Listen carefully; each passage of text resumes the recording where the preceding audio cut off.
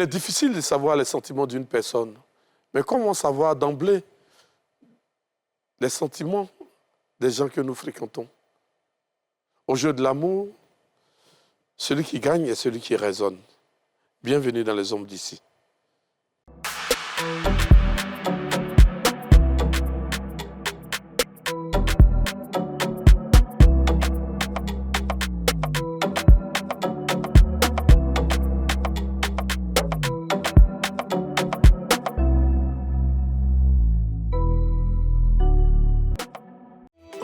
Ce programme vous est présenté par l'Onassi Online.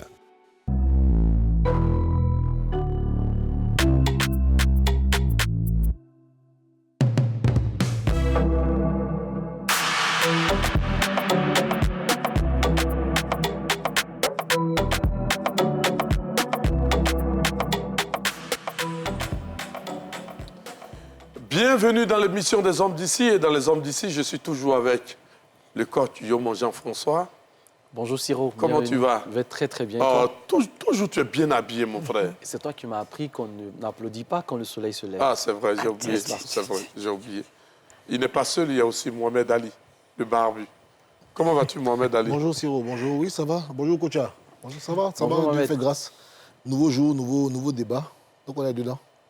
Le sujet de ce jour est de savoir comment les personnes que nous fréquentons, si elles sont bonnes à nous aimer, elles sont là pour une relation sérieuse ou juste pour du sexe.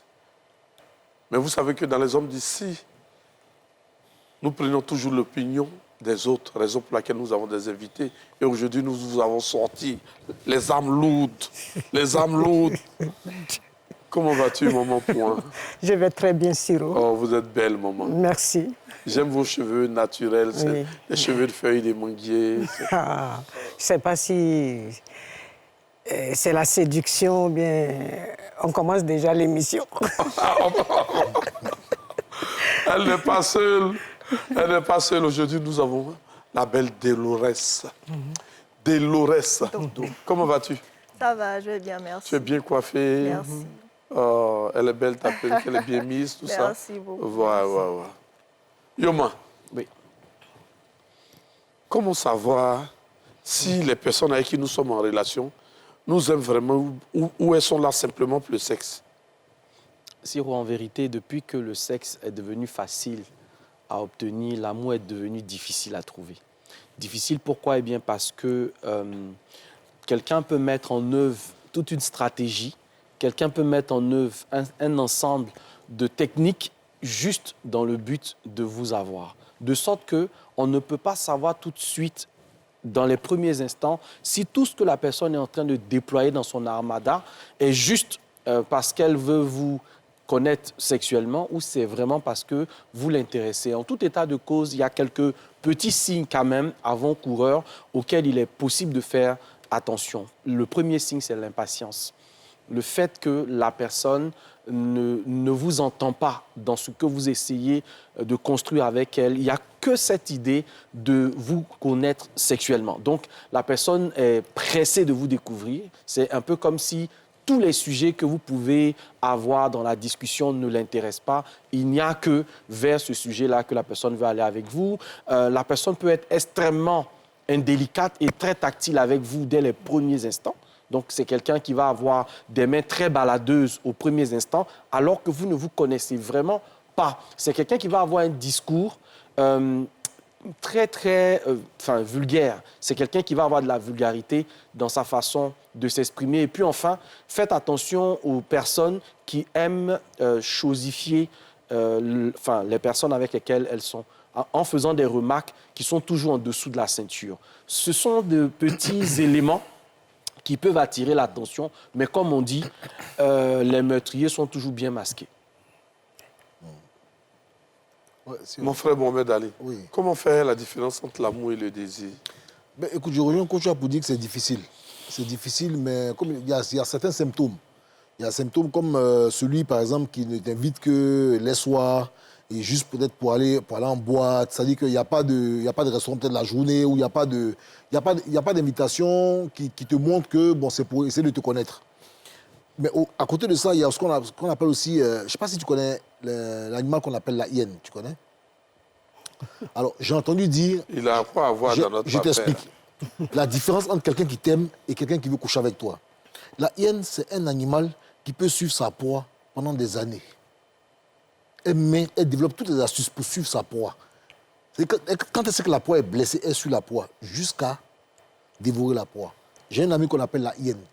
Lui, il peut te traquer pendant 2 ans. Pendant 2 ans, Siro, il ne jette que son dévolu sur toi. Cadeau, invitation. C'est-à-dire que tu as l'impression d'être sa reine. Mais dès qu'il a mangé, il rentre en bourse. Mohamed Ali est toujours les amis. Madame Pouin, Oui. comment faire la différence entre l'amour et le désir? Mais quand vous entendez désir, vous voyez qu'il y a satisfaction d'un besoin, impulsivité à connaître sexuellement une personne. Et coach l'a dit, impatience. Des discours qui seront toujours en accord avec votre fessier, votre poitrine. On ne parle que de votre beauté. Parfois, des mots, vous êtes appétissante. Vous devez... Bon, Donc, voilà. Non, c'est pour vous dire que non. Alors que dans l'amour, il y a la pensée du bien-être de l'autre. C'est comprendre qu'on a envie de prendre des nouvelles, de ne pas être... impatient d'être une personne qui sait qu'on a autre chose à tirer, peut-être dans les discussions avec cette personne-là, son éclaircie intellectuelle ou autre, qui peut peut-être amener. On n'a pas dit que dans l'amour, il n'y a pas de désir, mais ce désir-là n'est pas fugace. On n'est pas là pour... J'ai envie de dire que le désir, c'est comme un sprinteur et l'autre, c'est un coureur de marathon. À quel moment on fait la différence? Ben, vous allez faire la différence. C'est pour ça qu'on est en train de faire cette émission-là. Il faut faire attention. Quand vous rencontrez quelqu'un, parfois, vous avez le manipulateur. Et c'est pour ça que c'est difficile de les détecter. Vous rencontrez quelqu'un qui vous dit, ce samedi, est-ce que tu peux m'accompagner ici? Vous ne pouvez pas suivre une personne que vous ne connaissez pas. Maman, je veux te présenter à mes parents, à mes amis.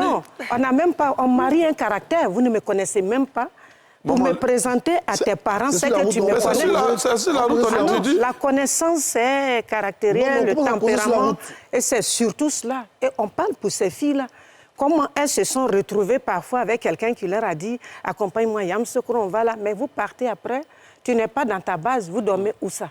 Donc, il vous prend parfois tellement de vitesse que vous n'avez même pas le temps de comprendre où vous trouvez et quand vous arrivez là-bas. Donc, ils ont des techniques rapides. On appelle ça accélérer. Voilà, donc vous voyez. Le pédalo. Donc, c'est pour ça qu'on est en train de dire aux femmes, une femme qui veut comprendre quelque chose ne suit pas quelqu'un qu'elle ne connaît pas pour aller à des funérailles, pour aller là, parce que vous savez que la sexualité chez l'homme, c'est un conquérant, c'est la conquête, c'est savoir que... Mais dit non, je vais partir et puis je vais... Est-ce que ce monsieur-là s'est assis? Il faut qu'on apprenne à vous draguer et à vous respecter dans ce que vous êtes comme, et non pas à venir voir vous comme distributeur sexuel. Voilà. Ce qui me plaît sur ce plateau, on a 2 charmantes femmes et puis c'est deux différentes générations. Voilà. Comment, toi, tu fais la différence entre quelqu'un qui te désire et celui qui est là pour du sexe? Vous savez, ce sujet-là a toujours 2 volets, parce que aujourd'hui, l'homme faux est beaucoup plus patient que l'homme même qui veut se caser. Mais tout réside dans la constance de la patience, en fait. Parce que il connaît maintenant tout ce qui est règle pour pouvoir attirer une femme. Et quand on regarde dans toutes ces stratégies, tout se passe aussi dans l'approfondissement de la connaissance de la personne qui est en face de nous. Parce que les conversations superflues, souvent, vont vite te faire comprendre que la personne est fausse, que la personne ne veut pas se caser. Parce que tout va se résumer autour des conversations superficielles, c'est-à-dire, erreur, même si tu as dit, je viens, je vais me doucher. Mais avant d'aller te doucher, là, la conversation qui est là, ah, tu veux que je vienne laver ton dos mais c'est une question. Exactement. Ça ne fait pas de la personne une fausse personne. Mais le fait d'insister sur la même question à chaque fois, et en plus... C'est pour aider. Aider comment? Il faut apprendre à connaître la personne avec qui tu veux te caser longtemps avant de pouvoir insister sur le superflu. Avant de pouvoir laver son dos. Ce qu'elle dit est tellement intéressant que nous allons permettre aux gens de se mêler au débat. Ils se mêlent au débat. Là, ils sont beaucoup. Hein. Souvent, ils viennent même là. Bon, la différence, c'est que souvent, quand ils viennent comme ça, ils sont là. Non, je t'aime, j'ai une manière de faire. Tu te dis que ouais, tu as eu un bon type. Or, c'est un faux type. Or, ceux qui sont sérieux là même là, eux, ils ne parlent pas beaucoup. Celui qui veut faire du sérieux, d'abord, il va chercher à savoir qui tu es. Ça, c'est un. Te connaître à fond, sans parler de sexe. Et puis, il va te considérer. Voilà, il va te considérer. C'est-à-dire que quoi? Il ne mettra pas l'argent devant. Quand il va te croiser, il va vouloir chercher qui tu es, qu'est-ce que tu fais dans la vie. S'il peut t'aider, déjà, c'est un. Mais celui qui vient pour le service va te proposer de l'argent. Voilà. Et puis, déjà, même en échange, il va te parler d'un premier rendez-vous. Si tu acceptes le rendez-vous, il va vouloir aller plus loin. Si tu te proposes de l'argent, il voit que tu es une matérialiste, il va coucher avec toi, puis il va partir. Un homme qui t'aime, déjà, il cherche à savoir où tu habites, tout ça là, pour faire une bonne relation avec toi. Maintenant, celui qui ne t'aime pas, dès qu'il te voit pour la première fois, 2 fois, il te parle du sexe. Et soit il te dit, ah, si tu es prêt pour partir, tu te présentes une somme pour que tu couches avec lui. Moi, je veux dire, c'est une question de principe. Il y a ceux qui veulent s'amuser, il y a ceux qui veulent prendre une femme. Donc, chacun a son idée dans sa tête. Bon, un homme qui aime vraiment, pour le reconnaître, déjà, il respecte la femme. Mais celui qui est là pour s'amuser ou bien pour profiter du corps de la femme, vraiment, au vu de tous, dès que tu le vois, tu sais, par rapport à son langage et par rapport aux mensonges ou bien aux paroles qu'il va donner à la femme. Ok. Ils vont tous tuer.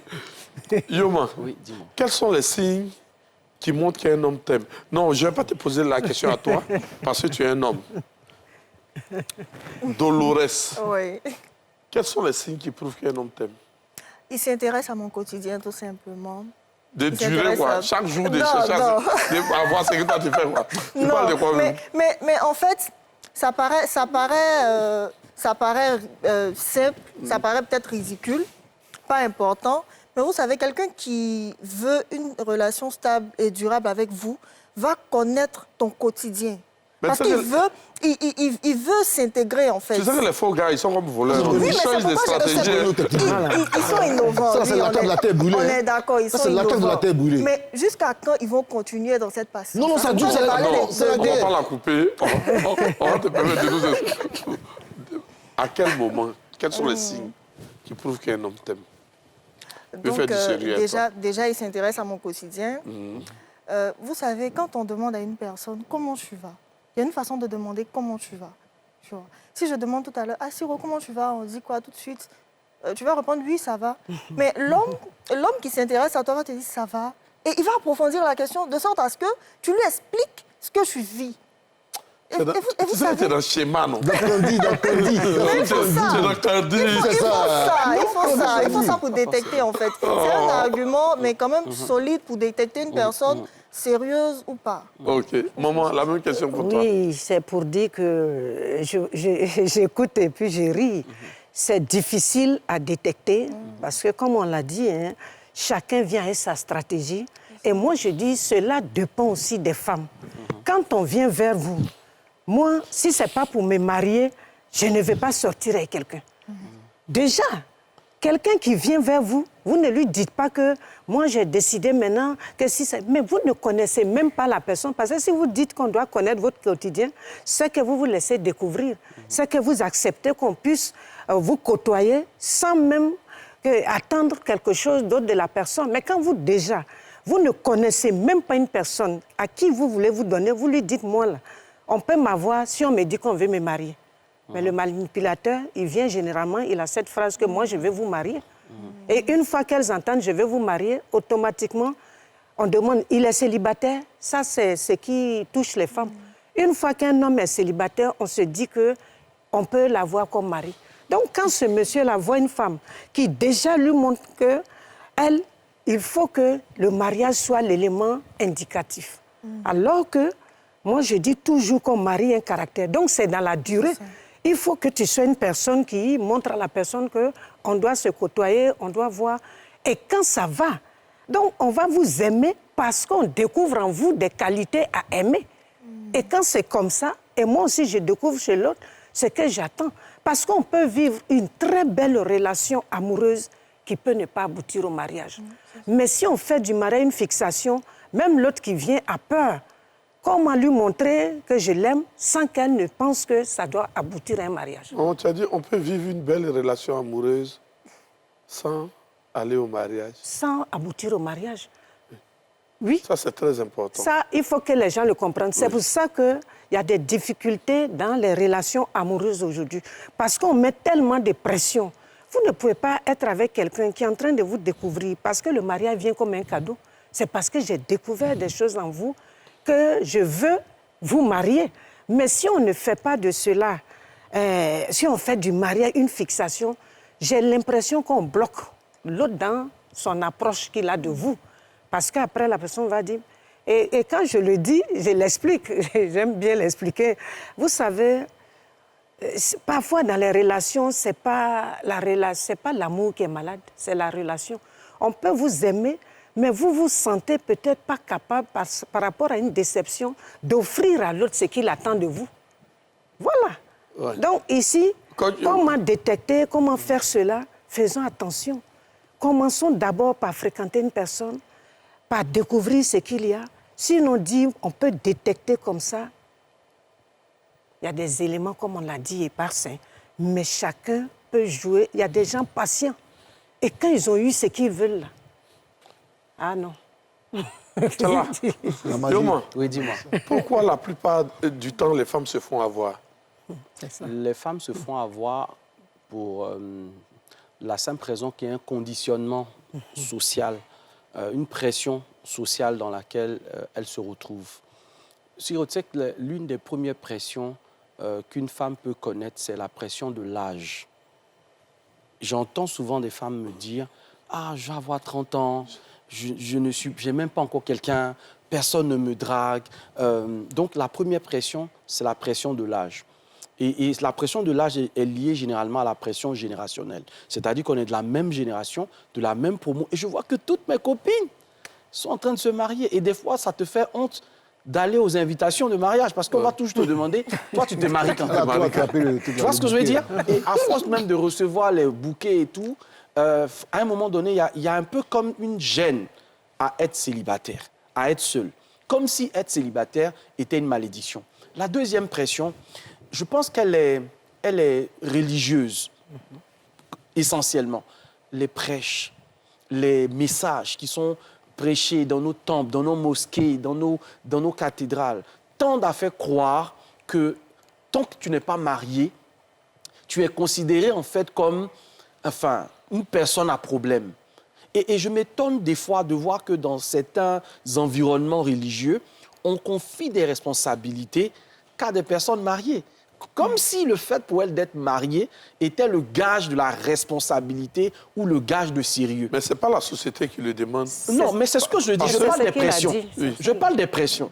De sorte que tu vas avoir une jeune femme comme notre très chère Dolores qui va arriver dans un environnement religieux. Si elle est célibataire, elle constitue tout de suite une menace. On va la voir comme celle qui peut faire tomber l'homme de Dieu. On va la voir comme... Donc, du coup, certaines personnes vont tout faire pour se caser, et malheureusement, avec qui on se case? Tu vois l'expression caser, se mettre dans une case. La troisième chose, Siro, c'est que finalement, on a entendu dire que c'est comme si la destinée d'une femme, c'était de se retrouver dans un foyer. Donc, si une femme est financièrement, socialement, professionnellement accomplie, c'est un peu comme si finalement, oui, mais tu te maries quand? Et tu n'as pas encore de mari. Sûrement, tu dois être une mauvaise femme. Pourquoi à cet âge-là, tu n'as pas encore de mari? Et parfois, les parents, inconsciemment ou involontairement, je ne sais pas qu'est-ce qui se passe, mais ils vont te poser la question, mais mon petit-fils, je le prends quand dans mes bras? Mais le petit-fils, il vient comment? Il y a un processus pour que le petit-fils arrive. Toutes ces pressions-là font que, malheureusement, les femmes sont conditionnées pour être la proie de plusieurs hommes qui ne veulent avoir qu'avec elles du sexe et pas forcément quelque chose de plus. Comment faire la différence entre une bonne télé et une fausse télé? C'est la pub. C'est la pub. Donc la pub.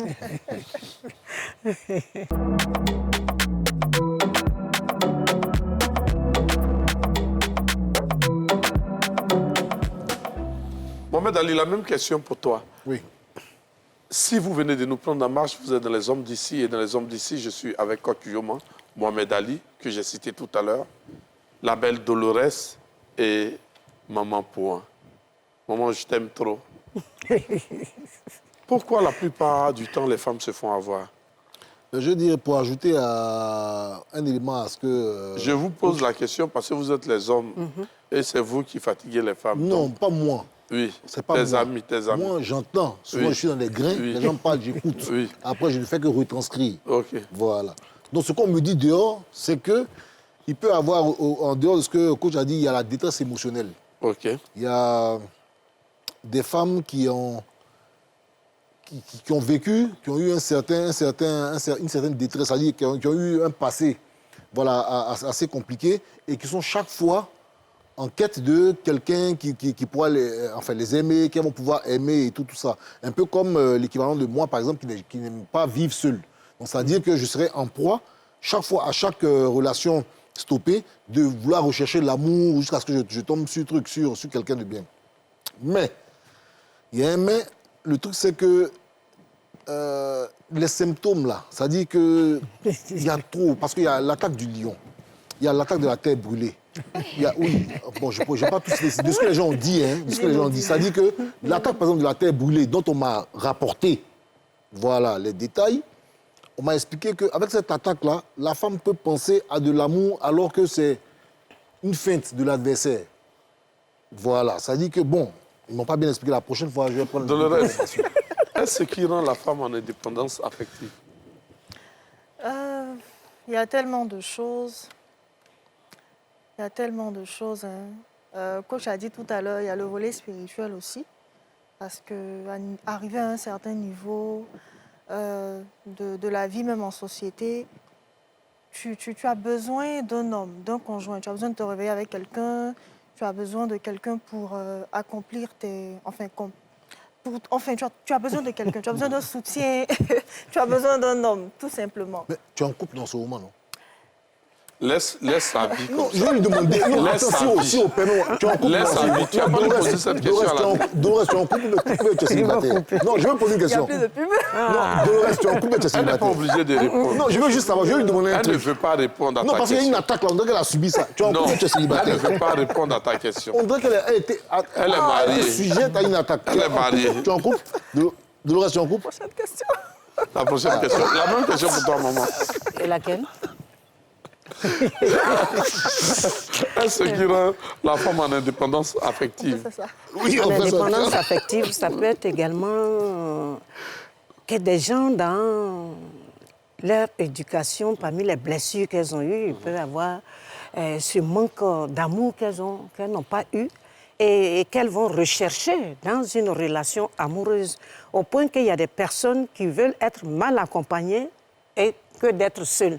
Et également, comprendre que non, il ne faut pas donner au mariage ce rôle basique de nous donner ce qu'on n'a pas.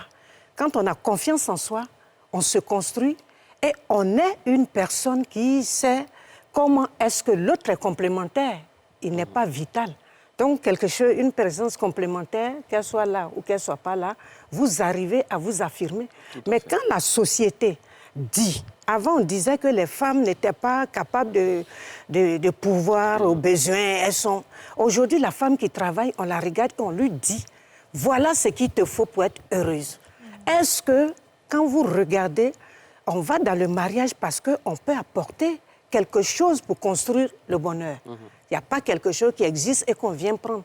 Donc, si la femme se met en tête et qu'elle est dans les biais de confirmation qu'il lui faut un homme pour devenir quelqu'un de bien, on va dans la relation en montrant que, voilà, et c'est là on vous dit il faut être soumise, il faut être ceci, et vous trouvez que vous êtes plus dans la souffrance que dans l'accomplissement d'un bonheur personnel. Mohamed Ali, quand tu désires une femme, tu es amoureux?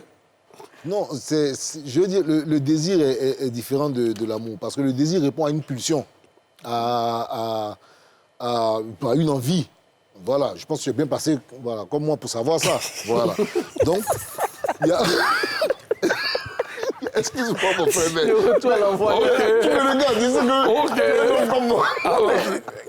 Donc, je veux dire, le désir est différent de l'amour, en cela où le désir, la plupart du temps, il a besoin d'être accompli c'est-à-dire que on peut désirer quelqu'un et finir par l'aimer.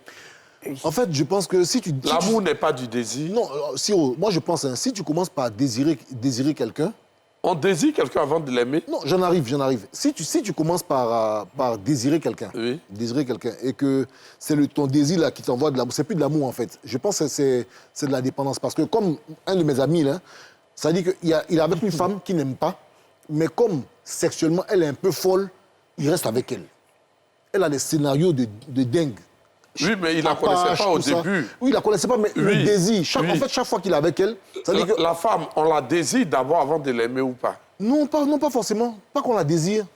On la désire, ça fait partie des symptômes qui arrivent à l'amour, mais ce n'est pas seulement le désir. Il y a la désirer, il y a vouloir lui parler, il y a vouloir faire des choses avec elle, il y a sa présence, son absence, il y a plein de choses qu'on colle au désir. Dolores, un homme qui te désire, est-il amoureux? Vous savez, l'amour, ça se nourrit. Hein. Donc, le désir, ça complète, ça rentre en jeu. Donc, l'amour, ça se nourrit. Il y a et le désir, il y a et le quotidien qu'on vit, il y a les moments de qualité qu'on partage ensemble. Il y a tout ça qui se regroupe et qui font nourrir l'amour, en fait. Donc, si je te désire plusieurs fois, là, je peux t'aimer alors. Enfin, je dis si les autres, parce que moi, je suis avec quelqu'un. Je demande quoi, si quelqu'un te désire. Quand tu manges, un homme qui désire une femme, est-il amoureux? Déjà, il faut savoir ce que c'est que le désir. Oui. Quand on parle de désirer une personne, c'est de vouloir quelque chose de cette personne, pas forcément la personne. Donc le désir est rattaché à un besoin que l'on a et qu'on peut trouver dans la personne en face de nous sans que cette personne nous intéresse particulièrement. D'ailleurs, on dit qu'on ne regarde pas la qualité de l'eau qui éteint le feu. D'accord? Donc, je peux désirer, par exemple, une personne pour ses formes. Je peux désirer une personne peut-être pour sa beauté. Je peux désirer une personne, donc on peut parler de désir externe, donc c'est influencé par le monde extérieur. Ce que je vois me pousse à vouloir de toi. Donc, ça peut être ta façon d'être. Il a parlé tout à l'heure de « elle est folle ». Et ça peut exciter, ça peut provoquer ce désir-là. Ce désir-là peut se transformer plus tard en passion. Et il faut savoir aussi que la passion, ce n'est pas toujours de l'amour, parce que c'est quelque chose qui vient travailler sur quelque chose qui est en moi, qui est un peu comme un amour propre, qui est foué, qui est, comment je vais dire ça, qui est entretenu d'une certaine façon. L'amour, c'est la vive affection que l'on va avoir pour quelqu'un, parfois sans savoir exactement pourquoi. Des fois, vous aimez une personne et vous ne savez même pas pourquoi vous êtes aussi attiré par cette personne. Et c'est dans la construction. Donc, il y a une dimension constructive dans l'amour, de sorte que je peux aimer quelqu'un sans qu'il y ait ce désir limitatif du charnel. Beaucoup de personnes rattachent en fait l'amour au charnel. Mais vous voyez que des fois, vous êtes avec votre partenaire, elle est malade. Elle est sur un lit d'hôpital, elle est hospitalisée. Donc, physiquement, elle ne peut pas répondre à vos désirs. Mais l'amour fait que vous entrez dans une dimension qui vous fait prendre soin de la personne. C'est une manifestation de l'amour. Vous pouvez être dans une dimension de votre relation amoureuse où vous êtes en froid. On est d'accord, c'est-à-dire que le courant ne passe pas, on ne se parle. Mais ça ne veut pas dire qu'on ne s'aime plus. Je ne sais pas si tu comprends ce que je veux dire. Je te comprends, donc, si on lie le désir à l'amour, on va se tromper. C'est la raison pour laquelle beaucoup d'hommes... À quel moment, à quel moment l'amour intervient? Si je prends une allée de 1 à 10, à quel chiffre? Le désir et l'amour ne prennent pas le même chemin. Oui. À quel niveau? Ils ne prennent pas le même chemin. C'est comme la main droite et la main gauche. Maintenant... Mais on désire quelqu'un avant de l'aimer, non? Non. Pas forcément. Oui, mais ça peut arriver. Non, ça arrive. C'est-à-dire que c'est dans le package de l'amour. Oui. Mais si tu détaches le désir, l'amour peut ne pas être dans le désir. Cependant, le désir est dans l'amour. Voilà. Est-ce que tu comprends ce que je te dis? On peut aimer quelqu'un qu'on ne désire pas? Non, ce n'est pas possible. Parce que si tu aimes une personne, ça va te pousser à désirer cette personne. Mais si tu désires une personne, ça ne veut pas dire que tu aimes cette personne. Est-ce que tu vois la différence? Je vois la différence, mais je vais venir. Hein? Voilà. Merci, coach. Oui. Mais j'ai envie de dire qu'il ne faut pas faire de blocage. Parce qu'il y en a qui sont venus vers des femmes au niveau du désir. Et dans la pratique de cette personne, ça s'est transformé en amour. Parce qu'ils ont trouvé des qualités à ces personnes. Donc, tap. C'est ce que Côte dit, c'est déjà arrivé. C'est déjà arrivé. Parce que quand on dit ces deux trucs parallèles, certains vont penser que si je pense que cette personne-là, il y a des gens qui ont désiré des personnes. Et après, ces désirs-là, c'est pour ça qu'il y a des gens mariés qui se sont dit « je ne vais jamais quitter ma femme » et qui ont pris des maîtresses. Et en côtoyant ces femmes, ils ont vu des qualités, ils ont vu des valeurs. Et la femme à laquelle ils voulaient venir s'amuser se transforme maintenant en une personne qui compte dans leur vie. Je veux dire que quand on parle d'amour, c'est vrai, il a voulu montrer et il a bien expliqué pour que les gens comprennent que non, ce n'est pas parce que quelqu'un te désire seulement qu'il ne peut pas trouver en toi. Et de dire aux hommes, attention, ne pensez pas que vous venez peut-être pour eux... Excusez-moi, j'ai envie de dire... Ne me regardez pas en disant ça, regardez là. Je regarde ma caméra. Donc, il y en a qui disent, excusez-moi le terme, pour le coup d'une nuit. Oui. Mais ils sont restés. Ouais. Ils sont restés. J'ai mon ami comme ça. Donc, c'est la qualité de la personne. Il y a des personnes, vous les regardez et vous dites, mais je ne croyais pas trouver ça en elle. Et donc, on peut rendre quelqu'un qui pensait venir jouer avec vous amoureux de vous parce que c'est dans le quotidien, comme Maître Coach l'a dit, c'est comment est-ce qu'on vit. Parce que c'est comment moi-même, les qualités qu'il va trouver en moi peuvent être cela. Donc, ce n'est pas des choses, ce n'est pas toujours comme ça, mais comme on l'a dit, ça se transforme. Et de la même chose, il y a des gens qui sont fous amoureux, qui vont vous donner toute l'assurance, toute la garantie que vous voulez, mais après, vous allez vous rendre compte qu'ils ne vont pas aller au bout de ce qu'ils vous avaient promis également. Tu voulais intervenir? Oui, je veux dire aussi que... Comme tout à l'heure, vous avez dit que l'homme marié peut dire « je ne vais jamais tromper ma femme ». Non, je ne vais pas quitter. Je ne vais pas quitter ma femme. Bon, ça veut dire qu'il avait quelqu'un qui l'aime. Donc, ce qu'il cherche dehors, ce n'est pas déjà l'amour, à la base. Hein. C'est ce que je me dis. Voilà, hein. À la base, quand tu es avec une femme, tu es marié, tu as ta femme, quand tu vas dehors, c'est pour autre chose. Maintenant, il tombe sur quelqu'un qui a des qualités. Et les qualités, là aussi, sa femme aussi a les mêmes qualités. Ce qui fait la différence, c'est quoi? C'est maintenant les autres qualités. On est d'accord? Non, mais on néglige ça. Lesquelles qualités? Les qualités basses. Non, on néglige ça, mais c'est important. Non, il y a des Pourquoi? femmes qui sont gentilles. Hein, Oui, non, je veux dire que moi, je connais des gens, par exemple, ça dit que, comme j'ai dit tout à l'heure, là, sur la base du désir, ça dit que sur la base de quelqu'un qui est assez sexe, qui est assez porté sur le sexe, ça arrive. Ça dit, ça a rendu accro. Si tu veux, il est devenu dépendant. Coach, c'est dépendant, là, c'est quoi? Émotionnel ou affectif? Oui, il y a une dépendance sexuelle. Oui, sexuelle. Oui, bien dépendance sexuelle au point de délaisser la femme qu'il aime. Donc, dans ce cas de figure-là, c'est quoi?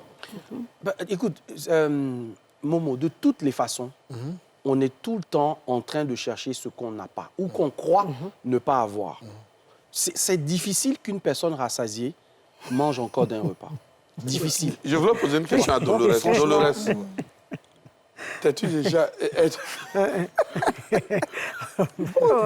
Pourquoi tu fais comme ça? La question. Non. Prends. T'es déjà arrivé de désirer quelqu'un? On ne ment pas ici.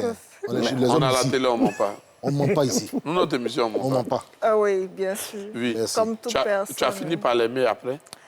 Non, je me suis rendu compte que c'était que le désir, quoi. Après ça, non, j'ai pas voulu rentrer en profondeur pour connaître la personne et tout. Donc, c'était un désir de quoi? 3-4 jours? Tes désirs sont courts aussi. Ouais, c'est l'expression « tu es mon crush ». Je ne sais pas si tu entends cette expression « tu es mon crush ». C'est-à-dire que mon combat. Ça veut dire que la personne reflète une image, c'est de l'ordre du fantasme. La personne reflète une image qui te plaît. Tu vois ce que je veux dire? Et dans ton esprit, tu as envie, en fait, de vivre quelque chose avec cette personne. Peut-être sa façon de parler, sa façon de s'habiller, tu vois. Monsieur de Cavaillès. Ça peut être son charisme. Ça peut être aussi ce que la personne dégage, l'aura de la personne. Il y a des personnes qui sont bienveillantes. Et à cause de cette bienveillance, tu te dis, vivre avec cette personne, ça doit être peut-être quelque chose d'extraordinaire. Mais ça peut se transformer en amour. Oui. C'est là où je rejoins Mme Pouan. À vrai dire, ce que beaucoup de personnes ignorent, c'est la face cachée. Parce qu'une personne, c'est comme un iceberg. Ce que vous voyez là, ce n'est que la face apparente. Et je veux vraiment dire que la plupart du temps, dans le désir, il y a quelque chose de polissé, quelque chose de très lisse. Tu vois, quelque chose où il n'y a pas de problème. C'est trop beau. Mais quand tu vas au fond, tu te rends compte que très souvent, eh bien, cette personne a aussi un côté, une façon de faire, un caractère qui, à la limite, peut être insupportable. C'est là où l'amour entre en jeu. Le désir, la pub, mon combat. La pub, mon combat. La pub, mon combat.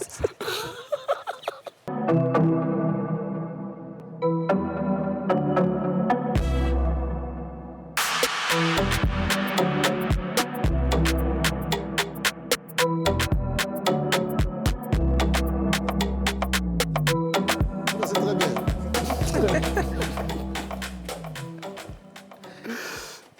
Yoma, Oui. On est en couple, mais il n'a pas envie de moi. C'est ce qui blague les femmes.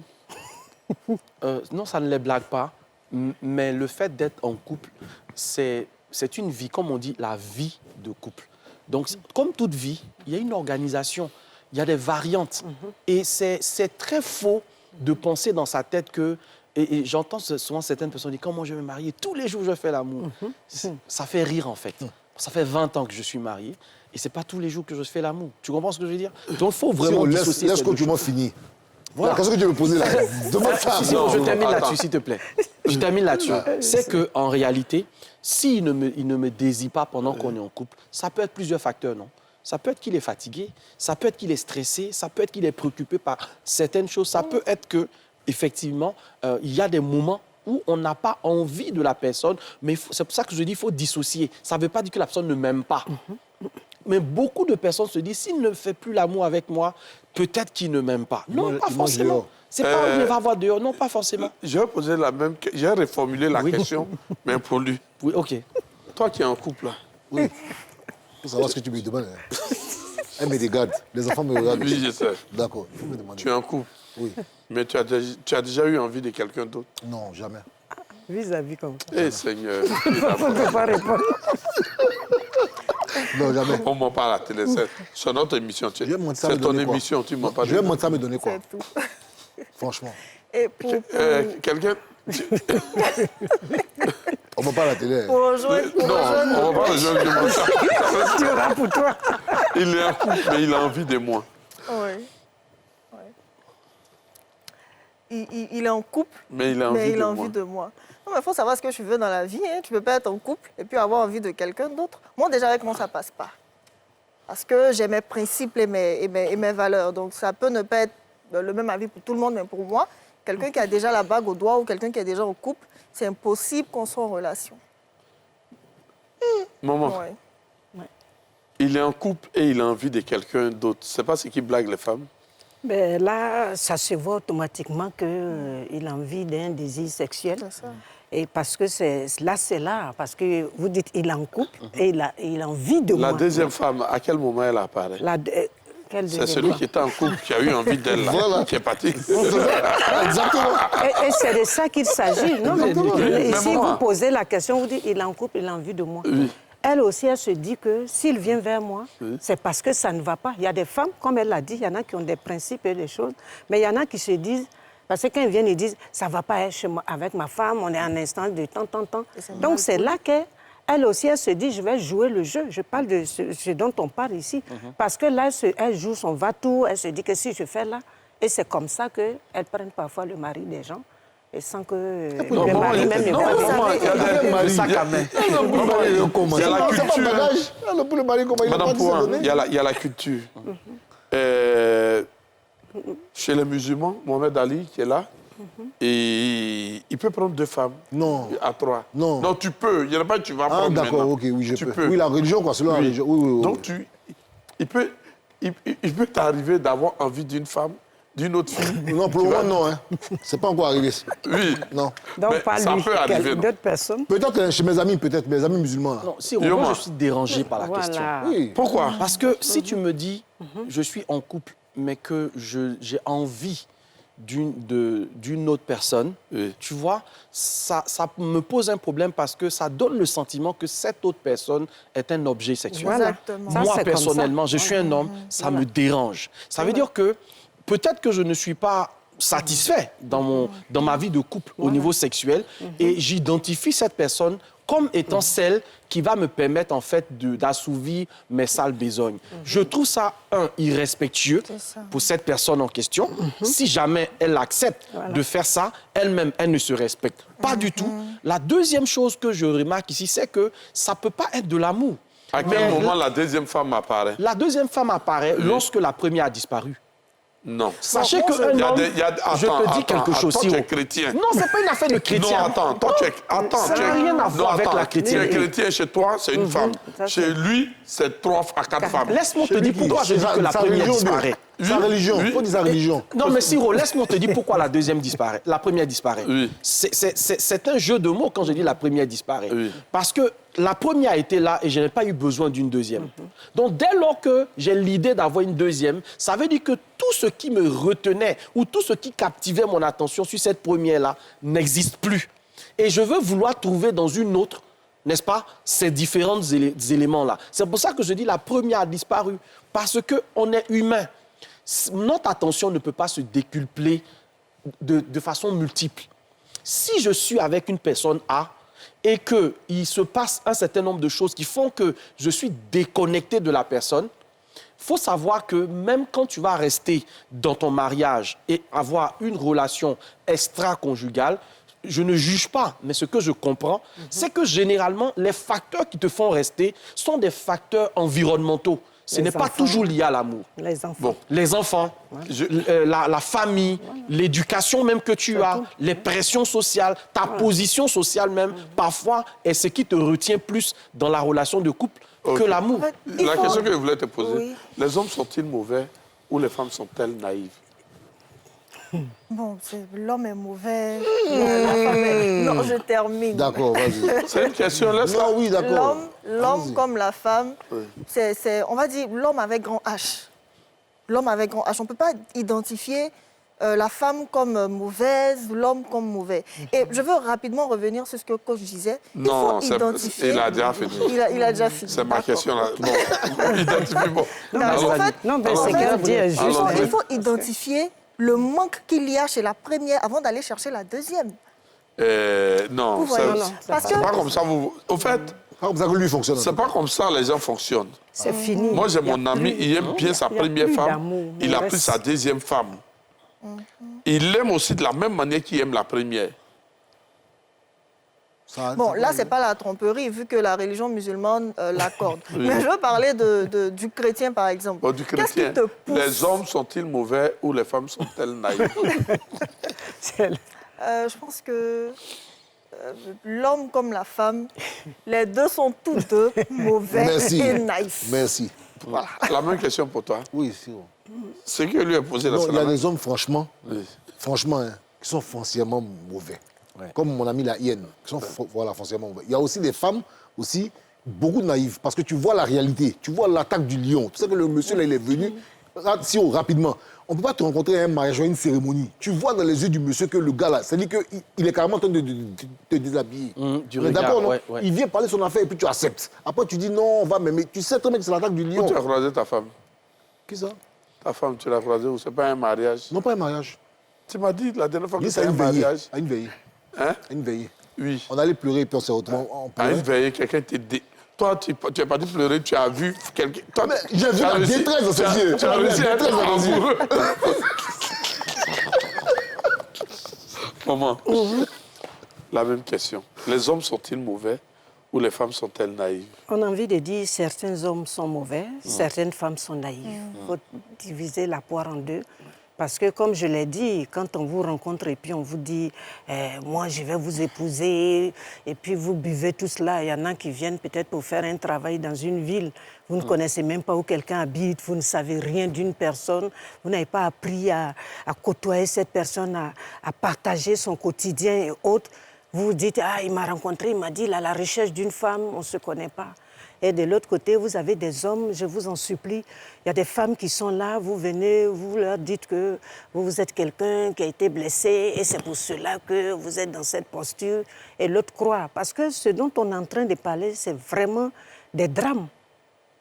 Les problèmes de couple où vous présentez quelqu'un à votre famille et vous vous rendez compte que cette personne était en vacances peut-être à Abidjan et qu'elle partait bientôt. Donc soyons francs. Vous venez, je ne dis pas, dites à une femme, je veux faire l'amour avec vous, mais je suis mariée ou bien je sors des temps, j'ai besoin d'une personne avec qui cheminer. Pour le moment, voilà ce que je peux t'offrir. Comme ça, si la personne accepte, elle sait où elle va, mais vous ne venez pas rentrer dans des familles. Et il y en a même qui font le coco, qui font des dots alors que... Enfin, ils font dots. Voilà. Donc déjà, c'est pour ça, certains sont comme ça, certains... Je reviens sur la posture. Yoma, la même question pour toi.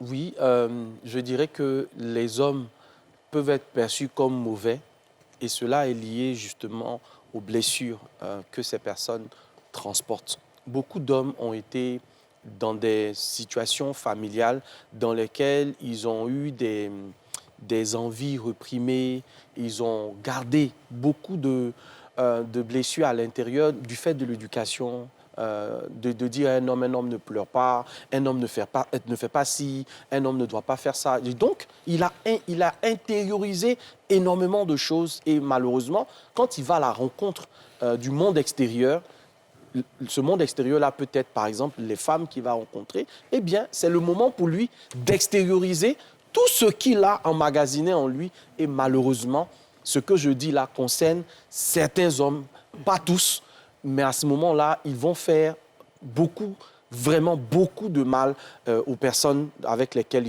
ils se retrouvent. Mais de l'autre côté, la naïveté des femmes, d'une certaine façon, elle peut être considérée comme culturelle, comme quelque chose que toutes les cultures pratiquement, et là on parle de l'Afrique en particulier, on parle de l'Afrique en particulier, un des critères qui définit une bonne femme, c'est une femme qui accepte tout. Voilà. Culturellement, on va se dire, ah, c'est une bonne femme, elle ne parle pas. Elle, tu fais des choses, elle ne parle pas. Ma femme, elle ne parle pas. C'est comme si tu avais vraiment eu une bonne femme. Est-ce que ce n'est parce qu'elle ne parle pas qu'elle ne ressent pas les choses? Est-ce que c'est parce qu'elle ne parle pas que ça veut dire que ce que vous lui faites là, elle accepte? Donc, finalement, on va prendre ce côté de la femme qui garde tout en elle et qui est un peu comme une tombe, qui garde tout en elle et qui n'exprime pas comme étant de la naïveté. Et donc, finalement, les femmes sont un peu comme éduquées à croire ce que les hommes leur disent. D'ailleurs, si un homme te parle et que tu essaies de remettre un peu en question, on trouve que tu es guindé, on trouve que tu es, je n'en disconviens pas, n'est-ce pas? Voilà, tu es dans cette logique-là. Et pour ne pas être stéréotypées, elles font parfois et souvent, il faut se rendre compte que certaines femmes sont très intelligentes, mais elles vous laissent croire ce que vous avez envie qu'elles croient. Et c'est un peu plus tard que vous vous rendez compte que c'est vous qui vous êtes fait avoir. Tout à l'heure, elle parlait de posture. Quelle devrait être la posture de chacun?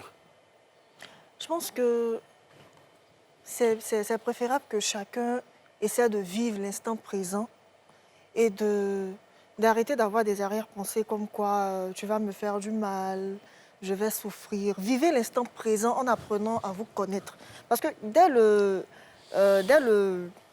départ, quand vous commencez à vous j'ai envie de dire même à vous opposer des principes, tu dois être comme ça, tu dois être comme ci, tu dois être comme ça, la relation ne sera pas solide. Parce que chacun va vouloir faire semblant de respecter ses principes. Or, si au départ on se dit, bon, on va juste apprendre à se connaître, on apprend juste à se connaître et puis au feeling, les choses vont se consolider tout seul. Je pense que l'amour naîtra, quoi. Mohamed Ali. Oui, Siro. La posture de chacun. Ben, la posture de chacun, c'est, comme elle a dit là, c'est de vivre. Vivre en se disant que peut-être que la personne qu'on rencontre, l'homme qui vient vers nous, bien, peut-être le bon, ne pas aussi... je crois que c'est... Les gens aiment dire le discernement, mais je me dis souvent quand la relation commence, ça démarre sur le chapeau de roue, c'est un peu compliqué d'avoir le discernement. Il y a longtemps que tu as eu une bonne relation, le gars arrive là, c'est un peu chic, il est bien, comme les femmes, ce qu'elles veulent là. Nous, on doit être beau, grand, riche, romantique, tout ça, voilà. Il arrive, il est un peu ça, c'est un peu chic et tout, on s'emballe et tout. Je pense qu'arrivé à un certain âge, Enfin, c'est ce que je me dis, la femme doit savoir faire la part des choses. À quel moment je veux coucher, je veux m'amuser, à quel moment je veux autre chose. Dès le départ aussi, tu sais, il y a des hommes, c'est comme ça. Dès le départ, si ils voient que tu as trop de principes, genre, tu es quitté au ministère de la Justice de façon là, ils sautent. Il y en a aussi, excuse-moi, il y en a aussi, comme tout à l'heure, quand on disait, c'est la femme, elle va voir la belle-mère, les beaufs, elle lave même le garage, le truc, ils sautent. Donc c'est trouver le juste milieu et puis ensemble, voilà quoi. Madame Point.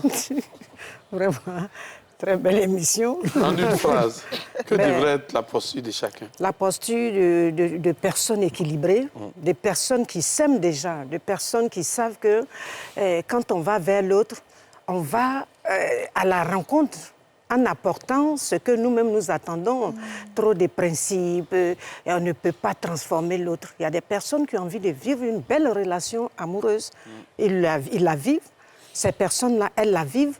Il y a des personnes également qui sont focus sur le mariage. Mais je leur dis, attention, il faut, pour qu'on arrive au mariage, le mariage est un cadeau qu'on offre parce qu'on se connaît, on apprend à être relax, on n'est pas toujours en train de rechercher, à voir la petite bête partout. Donc la posture idéale serait qu'on soit bien avec nous-mêmes d'abord et avec les autres pour qu'on soit quelqu'un qu'on va vouloir être, avec qui on a envie d'être. Et ça, c'est important. Voilà. La posture idéale, c'est de travailler sur soi. Voilà. Prenez le temps de travailler sur vous. Quand vous êtes seul, quand vous êtes célibataire, c'est un peu comme si vous utilisiez cette période de votre vie-là pour être la meilleure version de vous-même. La deuxième chose, c'est faites aux autres ce que vous auriez aimé qu'on vous fasse. Donc, devenez dans la vie des autres le genre de partenaire que vous aimeriez rencontrer. Si votre désir le plus ardent, c'est de rencontrer une personne agréable à vivre, qui fait ci, qui fait ça, qui offre des cadeaux, commencez vous-même à être cette personne qui offre des cadeaux, à être cette personne dont la compagnie est agréable. Quand vous aurez fait cela, alors la troisième posture sera de ne pas tout de suite croire que les gens qui viennent vous rencontrer ou les gens qui viennent parler d'amour avec vous ont prévu de détruire votre vie. Ça veut dire que finalement, vous n'avez pas travaillé sur vos blessures personnelles. Les gens qui viennent vers vous sont des personnes bien. Les gens qui veulent entrer dans votre vie sont des personnes de très bonne moralité. Tout le monde n'est pas forcément ton ex. Tout le monde n'est pas forcément celui qui t'a détruit. Waouh. Comment faire la différence entre un homme qui est venu pour du sexe et qui n'est pas venu pour l'amour? Si vous voulez savoir cela, regardez cette émission-là plusieurs fois. Madame Poire vous a édifié, la belle Dolores vous a édifié, Coach Yoma vous a édifié, mon ami le Barbier vous a édifié. C'était les hommes d'ici. À la prochaine. Ce programme vous a été présenté par l'ONACI Online.